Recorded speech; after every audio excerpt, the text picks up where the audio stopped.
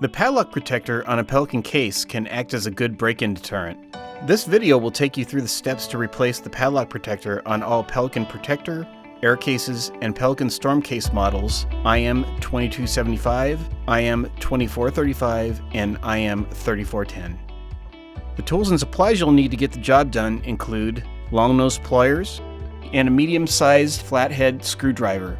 Before you can install a new padlock protector, you'll need to remove the old one. You can follow along with these steps. Using the needle nose pliers, insert the bottom tooth flush to the edge of the padlock protector and slightly pull the pliers down to lift the part that is closest to the lid.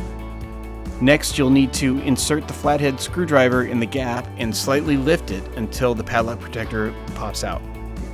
Make sure you have the correct padlock protector for either lid or base. The shape should be clear.